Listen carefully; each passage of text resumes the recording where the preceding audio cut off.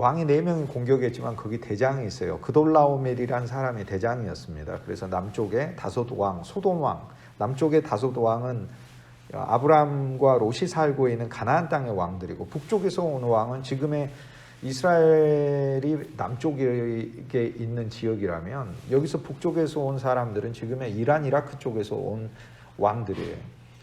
군사력이 워낙 차이가 있었으니까 당연히 이 전쟁은 남쪽이 이길 수가 없죠. 그러니까 패배하는 것이죠. 세상에 전쟁의 원리가 무엇인지 보여줍니다. 사실 약한 나라는 힘이 없습니다. 약한 나라가 어떻게 강한 나라를 오기로 잠깐 버틸 수는 있지만 어떻게 늘 이깁니까? 우리 민족도 오랫동안 약소국으로 존재해 왔었는데 세계 열강들 지정학적 위치 속에서 어쩔 수 없는 그런 부분들이 있잖아요. 그게 세상의 원리다라고 성경은 보여줘요. 힘 있는 자는 이기게 되어 있어요. 강력한 자는 지배하게 되어 있어요. 약한 자는 끌려가게 되어 있다는 거예요. 창세기 14장은 그렇게 되어 있다는 거예요. 그것이 세상이다라고 보여줘요. 그런데 그 다음에 이 전쟁만 있는 게 아니라는 것을 창세기 14장은 보여줘요. 어떤 전쟁이 있습니까? 세상에 속한 자들의 세상의 원리에 따른, 즉 힘 있는 자가 이긴다는 전쟁만 있는 게 아니라 여기서 아브라함이 혼자서요, 군사 318명을 이끌고 그냥 한 일개 집안이 4개의 나라를 상대로 해서 전쟁을 이기는, 세계사에서 듣도 보도 못한 전쟁을 승리를 합니다.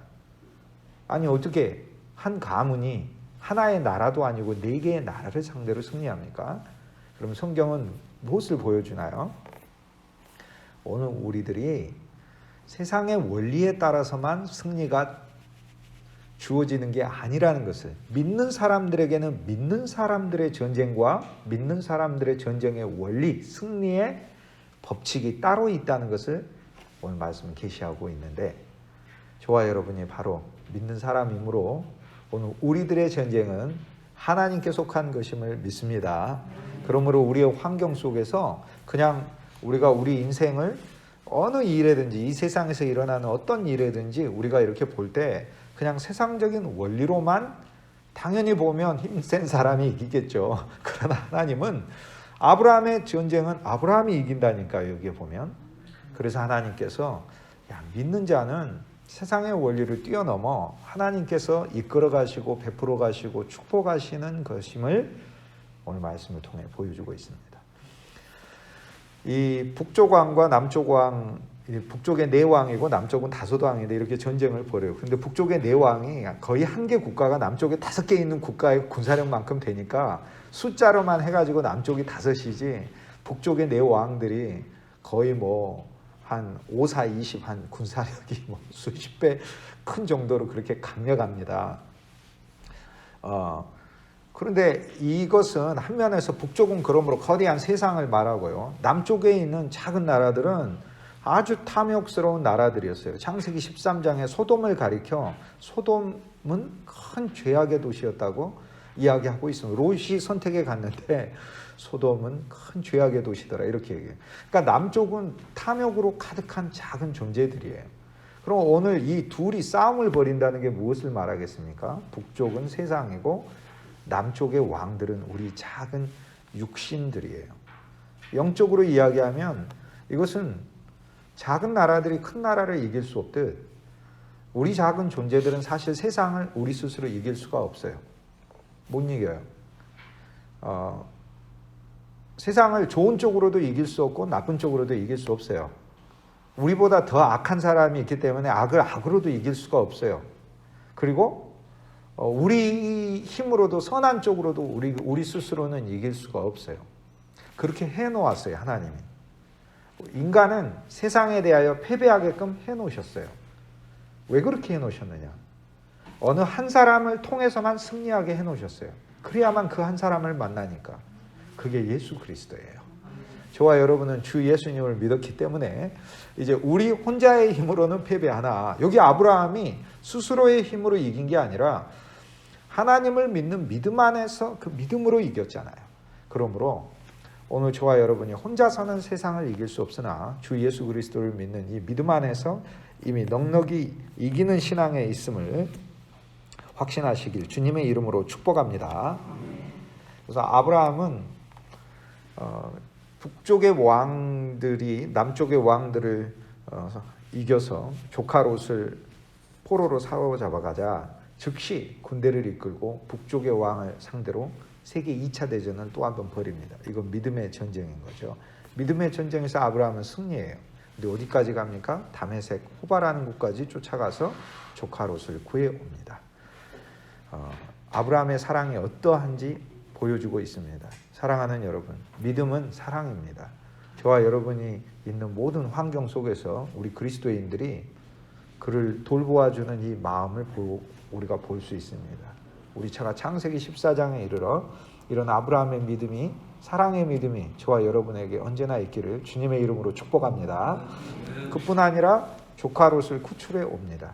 이제 아브라함의 믿음은 공경에 빠진 사람을 구출해 오는 믿음이 됩니다. 우리 자신도 공경에 빠져서 그리스도께서 구출하셨습니다.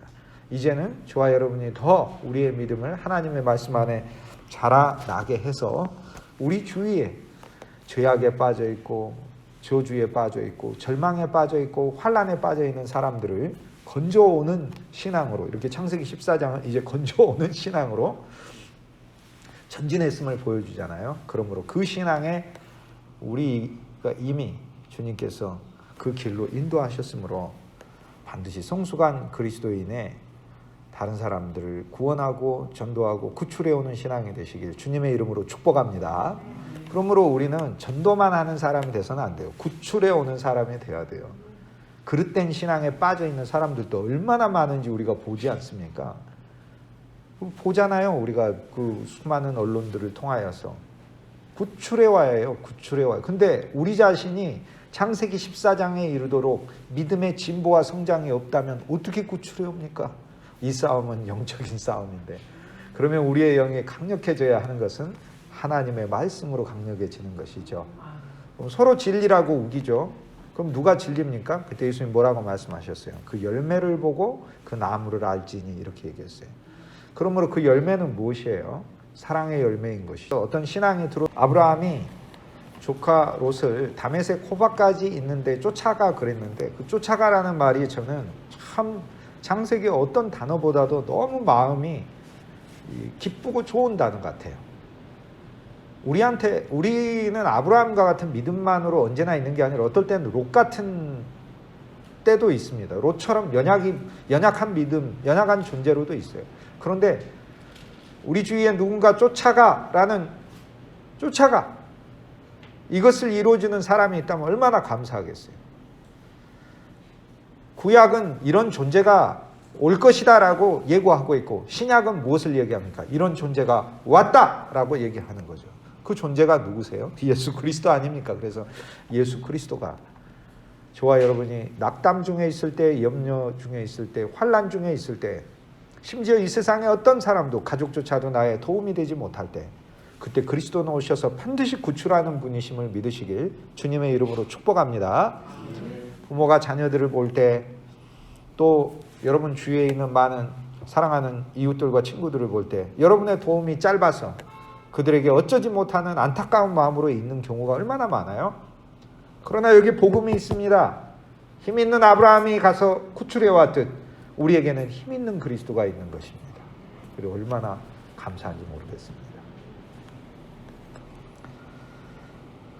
조카 롯을 구출해 오고 나서 아브라함이 돌아오는 길에 여기 멜기세덱이라는 이 예루살렘 왕, 그리고 대제사장이라는 사람을 만나게 됩니다. 그런데 사실 이 창세기 14장이 성경에서 가장 신비하고 참 놀라운 장입니다. 왜냐하면 일단 아브라함의 믿음이 진보했잖아요. 애굽에서는 끌려가는 믿음이었는데 지금 14장에서는 이제 믿음이 성장해서 오히려 다른 사람들을 구출해오는 믿음 정도가 됐잖아요. 자기 집에 318명을 먹일 정도로 크고 넉넉해졌잖아요. 우리에게 있어서 영적인 318명은 예수 그리스도를 통해 말씀의 이 군사력이 우리 안에 길러지는 그것을 성경은 이야기하고 있습니다. 그러면 우리도 318명이라는 믿음의 병사를 기를 수 있고, 또 사실 우리 생명의 교회의 많은 지체들이 각각의 병사가 되어 서로가 서로에게 그리스도라는 집에서 서로가 서로에게 318명의 병사가 되어줄 때 318은 사실 예수 그리스도의 이름을 가리켜 이름의 숫자 합이에요. 예수라는 이름의 숫자의 합이에요. 예수 십자가가 300이고 예수의 I, J죠. J. 영어로 J고 헬라어로 이오타라고 하는 이오타가 10이고 그 다음에 지저스 할 때 2 아닙니까? 에타가 8이에요. 그래서 318 예수 그리스도 십자가. 그것이 바로 무기인 거죠. 그러면 우리는 하나님의 집에서 우리 서로가 서로를 지탱해주는 영적인 병사로 성장하게 될 줄 믿습니다. 바로 이러한 존재로 저와 여러분이 나아가기를 정말로 소망해 봅니다. 아브라함이 돌아오는 길에 너무도 신기하게 멜기세덱이라고 하는 어떤 사람을 만났어요. 멜기세덱이 근데 여기서만 딱 등장하지 않아요, 성경에. 멜기세덱은 정말 놀라운 사람이에요. 갑자기 멜기세덱이 나와는 멜기세덱이 누구야? 멜기세덱? 여러분도 멜기세덱 그러니 저도 멜기세덱이 저는 어렸을 때 누군지 너무 궁금해. 멜기세덱이 누구예요? 왜 멜기세덱은 여기서 나와서 없어져 버려? 멜기세덱이 왜 계속 나와야지? 멜기세덱이 예루살렘 왕이고 이름부터가 비상한 이름이에요. 이름부터가 비상한 이름이에요. 이름이 멜키라는 말은 왕이란 뜻이고 제덱이라는 말은 공의, 정의라는 뜻이거든요. 그러니까 아니 그러면 이 사람이 굉장히 정의로운 사람이고 왕이기 때문에 통치권을 가지고 있어요. 그런데 이 사람은 또 대제사장이래요. 그런데 이 사람의 도시는 예루살렘이래요. 살렘이 옛날 말로 이 예루살렘의 지명이었거든요. 그러니까 예루살렘은 이스라엘이 예루살렘이라 불렀고 전에는 이곳을 살렘이라고 불렀던 거예요. 평화의 도시인 거예요. 그런데 이 왕이 갑자기 아브라함에게 나타납니다. 느닷없이 나타나서 아브라함에게 떡과 포도주를 줍니다. 그런데 아브라함 혼자만 주었겠습니까? 아브라함과 함께한 수백 명의 사람들에게 떡과 포도주를 주지 않았겠어요? 오늘 이 창세기 14장에 보면 되게 아브라함에게는 좀 이상하면서도 참 좋은 사건이 일어나요. 사실 우리가 어떤 낯선 곳이나 어떤 환경에 곤혹스러운 환경에 처했을 때 느닷없이 어떤 좋은 사람들이 나타나서 정말로 우리들에게 선행을 베푸는 일들을 가끔 경험하기도 하고 그래요. 근데 마치 그런 것처럼 창세기 14장에 아브라함의 승리를 거두고 돌아오는 길에 승리를 거뒀지만 지치고 힘든 이제 모든 것을 끝냈으니까 마음은 이제 릴렉스 됐으니까 긴장도 풀어지고 온몸에 피곤이 찾아오는 그때 갑자기 멜기세덱이 온다는 거예요. 그 멜기세덱 예루살렘 왕 아니야? 예루살렘 왕이 왜 느닷없이 나를 보러 온다는 거지? 했는데 멜기세덱이 오면서 떡과 포도주를 가득 싣고 와가지고 아브라함과 아브라함의 군사들에게 주는 거예요. 먹으라. 오늘 여기 무엇이 보이죠? 잔치가 보이지 않습니까? 잔치가 있잖아요. 그러니까 아브라함, 우리가 이 이야기를 읽을 때, 야, 아브라함이 전쟁만 하는 거 돌아와서 아브라함이 혼자인 줄 알았는데, 아브라함이 혼자가 아니라 여기 잔치가 있잖아요.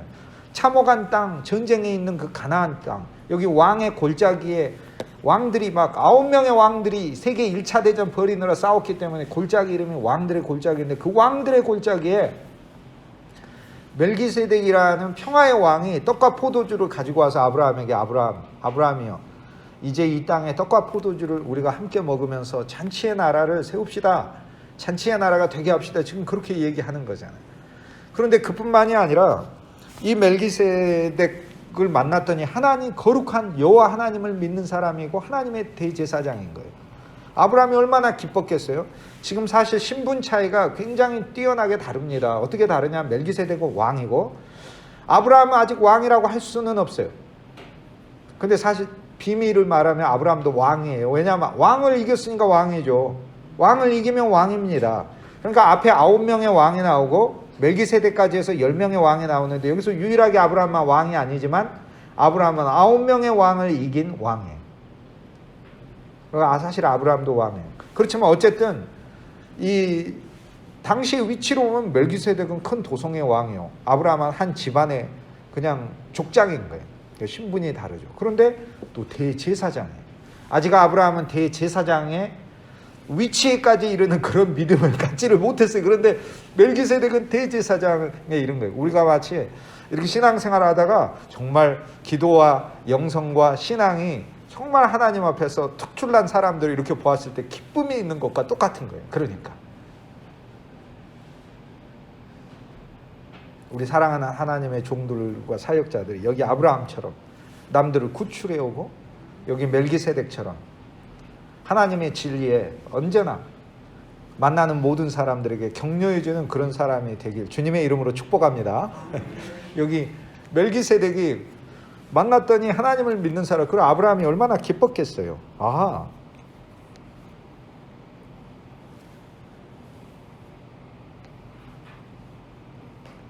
이 사람도 하나님을 믿는구나. 그런데 하나님을 믿는데 보통 하나님을 믿는 게 아니라 대제사장이구나. 우리의 창세기 14장에 멜기세덱이 등장하면서 하나님이 보여주는 건 아브라함에게 아브라함아 너 혼자가 아니다. 네가 있는 환경에 멜기세덱처럼 하나님을 믿고 너를 도와주고 너를 격려하는 사람이 있다. 하나님은 아브라함을 위로하고 있습니다. 이것이 아브라함에게 얼마나 큰 격려가 되었겠습니까? 아브라함이 멜기세덱을 만나고 아브라함의 마음속에는 비전을 갖게 돼요. 왜 비전을 갖게 되냐면 지금 멜기세덱은 왕이고 대제사장이잖아요. 그러니까 왕은 정말로 어떤 권력과 이 땅에 있는 것에 대해서 승리하는 사람이란 뜻이고, 그리고 대제사장이라는 이야기는 자기 유익과 이득을 위해서 교만한 사람이 아니라 하나님 앞에 예배로 나아가는 대자니까 무슨 권세가 크게 있다는 그런 뜻이 아니라 가장 깊게 예배한다는 사람인 거거든요. 구약에도 대제사장은 지성소까지 제일 깊게 들어가는 거기 때문에 진짜 대제사장은 하나님과 예수 그리스도의 비밀을 더 깊게 아는 것이 진짜 대제사장의 역할인 것이죠. 그러므로 오늘 아브라함이 멜기세덱 만나고 와, 나 이 사람이 내 모델이 돼야지 라고 생각하는 거죠. 이제 자기는 나이가 많았지만 나의 자녀들이 태어나면 나중에 너는 멜기세덱과 같은 대제사장이 되라. 전쟁의 위기에 떡과 포도주를 나눠주는 평화의 사람이 되고 평강의 도시를 세우는 사람이 되고, 그리고 다른 사람을 축복하고 격려하는 사람이 될 뿐 아니라 사랑의 사람이며 하나님을 전하는 사람이고, 여기 멜기세덱이, 그리고 진리의 깊은 사람이고 대제사장이 된다는 것을 알고 아브라함은 아브라함의 후손들에게 이러한 비전을 이때 가지게 되는 겁니다. 그래서 오늘 이 말씀이 창세기 14장에 적혀져 있는 겁니다. 하나님은 아브라함에게 뭘 약속하셨어요? 창세기 12장에 내가 너로 큰 나라를 이루게 하리라 했어요. 그러면 그 큰 나라에 왕도 있어야 되고 그 큰 나라는 하나님을 경배한 나라니까 대제사장도 있어야 될 거 아니에요. 그러면 아브라함은 결국 어떤 대제사장을 소망하게 되겠어요? 누구를 모델로 삼게 되겠어요? 멜기세덱을 소망하고 삼는 것이죠. 그래서 이 멜기세덱에 대한 소망과 비전을 이렇게 시로라기 끈처럼 이렇게 남겨두었다가 시편 110편 4절에 보면 다윗이 하나님이요 우리에게 멜기세덱 같은 대제사장을 주십시오 라고 이야기를 해요. 하나님, 우리에게 멜기세덱이라고 하는 대제사장, 그 대제사장을 하나님이 하늘에 예비해 두었는데 그 대제사장이 바로 우리와 함께 있음을 믿습니다 라고 다윗이 나중에 하나님께 고백을 하는 것입니다. 여기 멜기세덱이 와서 축복하잖아요, 아브라함을. 그래서 축복하면서 비참하고 혼란한 시대에 오히려 하나님이 축복하시는 게 있다라는 걸 보여줘요. 창세기 14장 전쟁이 있는데 잔치가 있고, 전쟁이 있는데 축복이 있습니다. 혼란이 있는데 평화가 있습니다. 아브라함이 멜기세덱을 만났을 때 이것이 있다는 말씀입니다. 그때 아브라함이 멜기세덱을 만났을 때 멜기세덱은 아브라함을 축복하고, 그러니 아브라함 얼마나 또 하나님 앞에 기뻤겠어요. 그리고는 축복할 뿐 아니라 아브라함에게 하나님의 진리에 대해서도 더 많은 이야기를 해줘요. 천지의 주제이신 하나님이고 지극히 높으신 하나님이고, 아브라함이요 그대가 승리한 것은 하나님이 그대에게 군대를 손에 붙였기 때문에 승리했습니다. 이런 이야기까지 하게 돼요. 그리고 아브라함이 멜기세덱에게 11조를 바칩니다. 11조를 바친다는 것은 무엇을 뜻하겠어요? 11조는 10분의 1을 바친다는 뜻이 아닙니다. 우리가 11조를 한다는 건 10분의 1을 통해 나의 나머지를 하나님께 드린다는 뜻입니다. 10분의 1은 부분이 아니에요. 부분이 아니라 하나님 앞에 전체를 바치는 거예요. 그러므로 로마서 11장 16절에 보면 이런 말씀이 있어요. 부분을 바침으로 전체를 바치는 거예요. 떡 일부를 바침으로 전체를. 하나님은 우리가 11조를 할 때 하나님은 우리의 재물이 전체로 바쳐지는 것을 이야기해요. 여기서 그러므로 아브라함이 멜기세덱에 10의 1조를 했다라는 것은 그냥 10분의 1을 줬다는 뜻이 아니라 세상의 어떤 소득세나 이런 거는 10분의 1을 내는 거지만 하나님께 내는 10분의 1은 10분의 1이 아니고 하나님은 그 하나를 대표로 보신다 그 얘기예요. 전체를 바치는 거예요. 그러므로 우리 사랑하는 믿음의 성도 여러분, 저와 여러분이 11조 생활을 할 때 하나 아셔야 될 건 그 11조에 우리 인생 전부가 다 바쳐지고 있음을 믿으시길 주님의 이름으로 축복합니다. 그래서 여기서 아브라함이 멜기세덱에 11조를 드렸다는 이야기는 무슨 뜻이에요? 자기의 재물만 헌금했다는 뜻이 아니에요. 이것을 대표로 나는 당신이 대제사장이고 하나님께 가까이 가는 사람이니까, 나보다 더 가까이 가는 사람이니까 나도 하나님께 드려지게 되길 소망합니다 라는 뜻으로 11조를 바쳤습니다. 오늘 창세기 14장에 보면 전쟁에서 이기고 돌아오는 어떤 고독한 영웅이 있다. 이 얘기를 하려고 하는 게 아니라 고독한 영웅이 아니고 알고 보면 그 주위에 그를 위해 기도하는 대제사장이 있다. 그와 함께하고 그를 축복하는 대제사장이 있다. 그에게 떡과 포도주를 가지러 나오고 그를 격려하는 친구가 있다. 창세기 14장은 그걸 보여주고 있잖아요. 오늘 창세기 14장 우리가 읽으면서 아브라함은 좋겠네. 그 험한 시기에 알고 지내지 못했지만은 숨어서 아브라함을 위해 기도해주는 멜기세덱이 있었네. 아브라함은 좋겠네. 우리도 그런 멜기세덱이 있으면 얼마나 좋을까. 근데 성경이 있다고 그래요. 성경에 뭐라고 얘기하냐면 히브리서 6장 20절에 그리스도 예수께서 멜기세덱의 반차를 따른 대제사장이 우리를 위한 대제사장이 되셨다. 이렇게 얘기해요. 무슨 뜻입니까? 그리스도 예수께서 우리를 구원하시고 구속하셨죠. 그리고 뭐하고 계셔요? 하늘로 승천하셔서 저기서 하늘에서 사우나 하고 계십니까? 그게 아니라 멜기세덱의 반차, 멜기세덱의 라인, 멜기세덱의 직무를 하고 계시는 분으로 계신다는 거예요. 무슨 뜻이에요? 우리의 일을 승리하게 하시고 승리한 우리가 고독하고 이 험한 세상에서 때로는 지기도 로처럼 끌려가기도 하고 때로는 하나님은 우리에게 힘줘서 이기기도 하고 하지만 그런 존재로만 두는 게 아니라 그리스도께서 우리에게 멜기세덱이 되셔서 우리에게 다가오셔서 떡과 포도주를 주시고 우리를 격려하시고 우리를 축복하시고 아브라함아 내가 너와 함께한다. 내가 너를 위해 기도한다. 그리고 아브라함이 멜기세덱을 통해 하나님을 더 깊게 배우는 것처럼 그리스도 예수를 통하여 우리가 하나님에 대한 진리를 더 깊게 배우는 것인 줄 믿습니다. 우리는 이미 예수 그리스도를 멜기세덱으로 소유하고 있어요. 그러므로 저와 여러분이 가정생활이나 일터에서나 어떤 곳에서 심지어는 이 세계적인 환경에 있을 여러 혼란스러운 환경에 있다 할지라도 우리를 도우시고 중보하시는 그리스도가 계심을 믿으시길 주님의 이름으로 축복합니다. 그러므로 이 땅의 모든 그리스도인들은 결코 외롭지 않습니다. 주 예수님이 우리와 같이 계시기 때문에 그렇습니다. 이 얼마나 감사한 말씀인지 모르겠습니다. 멜기세덱이 아브라함에게 이것을 가르쳐 줍니다. 천지의 주제시요 지극히 높으신 하나님, 이렇게 얘기를 해줘요. 여기서 아브라함의 신앙은 더 한 단계 전진합니다. 어떤 하나님을 배웁니까? 천지를 소유하신 하나님. 주제라는 말은 소유자란 뜻이에요. 천지를 붙들고 계신 하나님이에요. 우리가 지금 눈으로 보지 못해서 그러지만 예수 그리스도의 원리가 다시금 모든 것을 회복시키게 하시기 위해서 작용하고 계시는 줄 믿으시길 주의 이름으로 축복합니다. 천지의 소유자이신 하나님, 다시 우리 사랑하는 모든 생명의 믿음의 지체들이 얼굴과 얼굴을 대면하여 보며 전에 우리가 그것이 얼마나 소중하고 기뻤던 것인 줄 미처 알지 못하고 예배를 경홀히 여겼고 또 그냥 예배를 들으면서도 무덤덤했던 우리들이 이제는 믿음의 더 깊은 교제 안에서 하나님 앞에 온전한 영광과 찬송의 예배를 드리게 될 날이 속히 오게 될 줄 믿습니다. 그리스도께서 오셔서 우리의 멜기세덱이 되어주신다는 거잖아요.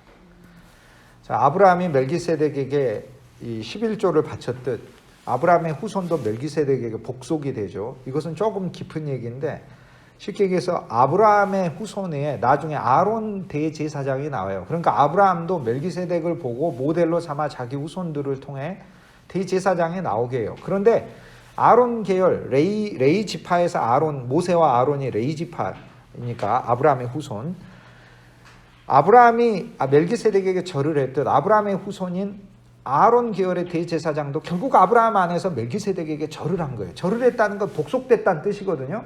이건 무슨 얘기냐면 어떤 두 개의 직무가 있는데 한 개의 직무가 복속됐다는 것을 뜻해요. 그러니까 여러분에게 두 직무가 있다면 두 직무가 똑같은 게 아니고 그 중에 하나의 직무가 더 크고 하나의 직무가 따라간다는 것을 얘기를 해요.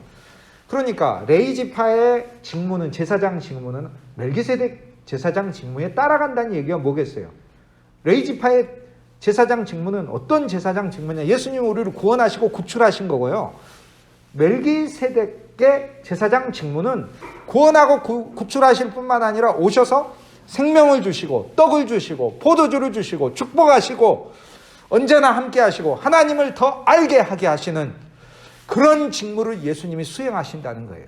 그러므로 오늘날 이 두 가지 직무가 예수 그리스도 안에서 일어났는데 히브리서 기자는 뭐라고 이야기하냐면 종속적인 레위 지파 제사장의 직무를 통해 우리가 구원받았고 그분의 큰 직무를 통해서 여러분이 직장에서 일을 하실 때 여러분에게 여러 직무가 있지만 그 직무들 중에 가장 필수적인 직무가 있잖아요.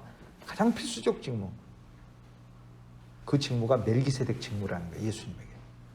그러니까 예수님 우리를 구원하시는 직무만이 아니라 사실 이것은 종속적인 직무예요. 우리를 구원하신 다음에 멜기세덱처럼 오셔서 축복하시고 격려하시고 떡도 주시고 생명의 떡 주시고 생명의 포도주 주시고 우리의 친구가 되어주시고 하나님의 비밀로 더 인도하시는 이 일을 지금도 하고 계시고 저와 여러분의 영원한 친구로 계심을 믿으시고 주의 이름으로 축복합니다. 그리고 우리는 예수님을 통해 우리 존재가 하나님께 바쳐졌잖아요. 그리고 예수 그리스도가 실은 하나님 그분 자체이신 것이죠. 그래서 오늘 창세기 14장은 사실 정말 성경에서 제일 어려운 장이라고 말을 할 수 있습니다. 성경에서 제일 어려운 장 꼽으면 창세기 14장 이렇게 말도 할 수 있습니다. 근데 그 속에서 주 예수 그리스도가 얼마나 풍성히 숨어 있는지 우리에게 보여주고 있고 이 주 예수 그리스도가 우리하고 함께 계심을 오늘 말씀이 우리에게 가르쳐주고 있습니다. 그리스도 예수는 멜기세덱 사역으로 성경의 모든 것은 그리스도 예수를 예고하고 있기에 그리스도 예수는 멜기세덱 사역으로 오늘 우리들에게 오신 분이시다 라는 걸 아브라함 이야기를 통해 우리에게 보여주고 계시죠. 멜기세덱과 대화가 끝나고 나서 그 다음에는 소돔 왕하고 대화를 나눠요. 소돔 왕하고 대화를 나누는데 소돔 왕에게 멜기세덱 대화 끝나고 그리고 소돔 왕, 멜기세덱도 왕이에요. 그래서 여기 아브라함이 있다면 먼저 멜기세덱 왕하고 대화가 나오고 그 다음 소돔 왕하고 대화가 나와요. 멜기세덱이 떠나고 나서 소돔 왕이 나오는데 이 소돔 왕은 뭐라고 얘기하냐면 아브라함 승리했다면서 그러면 네가 돈 다 가져. 나는 사람만 나한테 주면 돼. 이렇게 얘기해요. 근데 여기 이중적 이야기가 들어있는데 깊게 얘기할 수는 없지만은 시간관계상 제일 첫째는 세상이 요구하는 소돔 왕은 세상 왕이잖아요. 죄악의 왕이잖아요. 그리고 소돔 왕은 사실 사람을 요구를 해요. 사람을 종으로 삼고 사람을 포로로 삼기에 사람을. 그런데 우리 그리스도인들은 믿음의 사람이기 때문에 사람을 더 중시 여겨야 돼요. 여러분 우리 환경 속에서 이득보다 결과보다 성취보다 언제나 우리 주변에 있는 그 사람 자체의 인격과 그 사람의 가치를 더 소중히 여기는 그러한 신앙, 살아있는 선행의 신앙이 되시길 주님의 이름으로 축복합니다. 여기 소돔 왕은 또 거짓말을 사실 해요. 탐욕의 죄악의 사람. 그러니까 사실 소돔은 나 재물 관심 없어 그러지만 오히려 재물을 더 좋아하는 사람이에요. 여기 소돔 왕은 누구겠어요? 주위에 소돔 왕 같은 사람이 있나요? 우리 부인이 소돔 왕 같아요. 아니면 우리 남편이 소돔 왕 같아요. 완전 세상 왕이에요. 소돔 왕은 우리 옛사람입니다. 우리 속에 우리 옛사람이 소돔 왕으로 있어요. 세상을 너무 좋아해요. 그런데 그 소돔 왕에게 이제 아브라함이 뭐라고 얘기해요? 아브라함이 이렇게 얘기합니다. 천지의 주제이시요 지극히 높으신 하나님의 이름으로 내가 맹세한다. 이렇게 하는데 이 말을 어디서 배웠냐면 멜기세덱이 해준 말이에요. 멜기세덱이 아브라함한테 아브라함아 하나님이 세상을 창조만 하신 줄 아느냐? 하나님이 세상을 소유하고 있단다. 하나님은 지극히 높으신 하나님이니까 네가 땅의 전쟁에서 이겼지만 너는 하늘을 바라보는 비전과 소망으로 살기를 내가 바란다라고 얘기를 하고 있는 것입니다. 그런데 이것을 이 진리를 배우고 아브라함이 소돔 왕에게 그 얘기를 해주는 거예요. 이 얘기는 무슨 뜻이에요? 우리 옛사람 소돔 왕이 자꾸 우리에게 나타나고 우리가 살다 보면 소돔 왕과 같은 수많은 존재들을 또 만나게 돼요. 그때마다 우리가 해야 될 설교가 있어요. 멜기세덱한테 배운 설교예요. 만물은 하나님이 소유하고 계신다는 거예요. 만물이 하나님의 주관이죠. 그리고 지극히 높으신 하나님, 나는 그 하나님을 보겠다는 거예요. 그래서 나는 소돔 왕이 나한테 아무것도 안 줘도 나는 하나님 한 분만으로 만족합니다. 나는 그리스도 한 분만으로 만족합니다. 이게 아브라함이 한 대답이에요. 소돔 왕, 당신이 다 가져가도 되나? 나는 괜찮아. 나는 당신에게서 실오라기 하나, 신발끈 하나 가져가는 거 원치 않습니다. 어떤 마음입니까? 이 마음. 저와 여러분이 가지고 있는 모든 것, 이 세상에 나의 재능과 나의 자랑으로 얻어진 것이라고 생각한다면 우리가 소돔 왕이 되는 것이에요. 사실 우리는 어떤 것 하나도 실오라기 하나도 소돔 왕 우리로부터 얻어진 게 아니에요. 전부 다 전능하신 하나님 우리에게 준 선물인 줄 믿습니다. 우린 여기 두 가지 대화가 나옵니다. 멜기세덱과의 대화는 그리스도와의 대화요. 소돔 왕과의 대화는 우리 옛사람과 세상에 있는 존재들과의 대화예요. 그러므로 그리스도와의 대화를 통해 살아계신 하나님의 풍성과 생명과 긍휼을 늘 누리고 세상을 향하여선 예수님이 내 복이고 하나님이 내 복이고 그리고 세상에서 내가 어떤 일들을 취하는 게 아니라 하나님이 내게 주신다는 이 믿음으로 나아가시길 주님의 이름으로 축복합니다. 오늘 우리 그리스도인들이 멜기세덱 같은 그리스도를 소유하고 있습니다. 많은 사람들이 예수님을 너무 무서운 예수님으로 생각해요. 물론 예수님 무서워요. 우리가 바리새인 같으면 무서워요. 그런데 그분의 피로 우리를 구속하셔서 지금 그리스도는 멜기세덱의 그리스도로 우리하고 같이 계십니다. 창세기 14장에 멜기세덱 여기서 잠깐 등장하고 사라져버려요. 왜 그럴까요? 그것도 예수 그리스도를 설명해 주기 위해서 그렇게 일부러 한 겁니다. 무슨 뜻입니까? 예수님은 비밀이라는 겁니다. 그래서 골로새서 2장 2절에 보면 하나님을 아는 지식에 깊은 데로 너희를 초대한다 그러고 그 지식은 그리스도의 비밀을 아는 것이다 라고 얘기를 해요. 그리스도는 비밀이세요. 오늘 주 예수님이 비밀스럽게 저와 여러분의 삶에 있습니다. 모든 것을 회복하시는 주 예수님을 언제나 찬송하시길 주님의 이름으로 축복합니다. 기도하시겠습니다. 거룩하신 주 예수님 감사합니다.